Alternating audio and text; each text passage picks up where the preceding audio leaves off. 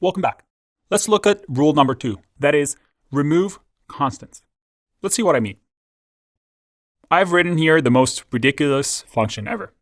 The function is print first item, then first half, then say hi 100 times.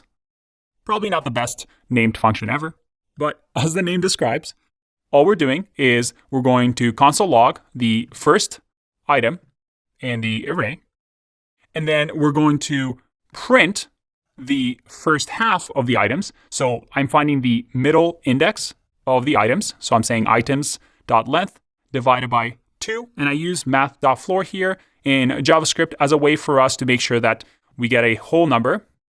And we're going to say variable index is 0.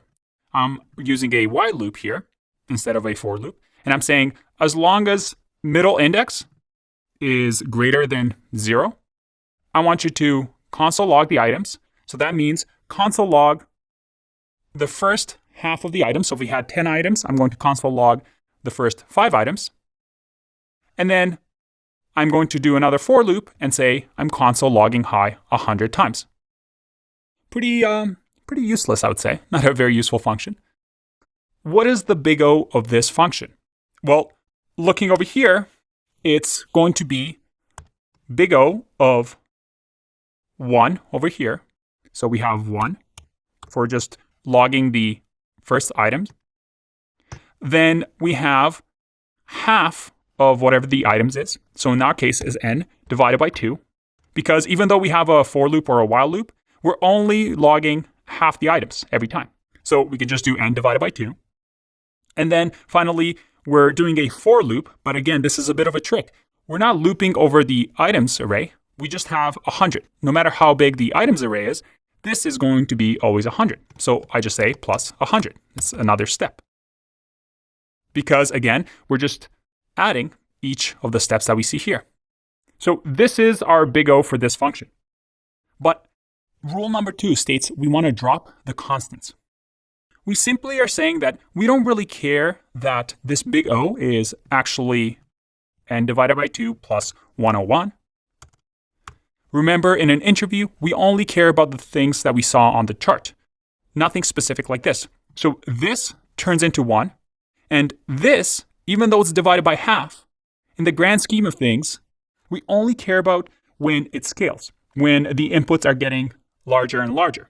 So as n gets bigger and bigger, we don't care about adding an extra 100, because if n is 1,000,000, adding an extra 100 on there, another 100 steps, doesn't really matter. And same with dividing by 2. As n gets larger and larger, dividing by 2 has a decreasingly significant effect. So we drop the constants like this. So this becomes O of n plus 1. Okay, and because 1, if n was 1,000,000, is very insignificant, we can just drop this as well. This function just becomes O of n. What if we had another function that had, let's say, O of a plus 50? Or a of 50 with a ton of zeros. It doesn't really matter. We drop the constants. It's going to be O of a. What about this other situation? What if we have this function here, compress boxes twice, where this function actually has 2 for loops, where it does the same thing, but it's 2 for loops.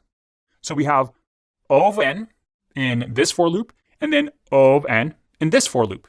And because these are 2 separate steps, well, we add them together.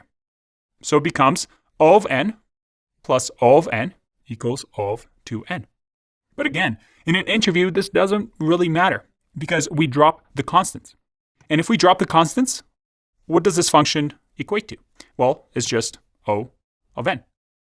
To prove that I'm not lying to you, if we look at this function on our graph, we see that the elements, as the elements increase, we have 2 operations because we have 2 for loops.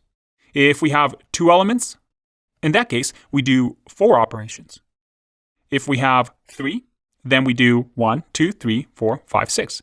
And you see how it increases. But at the end of the day, even though the line is steeper, we have a lot more operations to do. The way the line increases is still linear.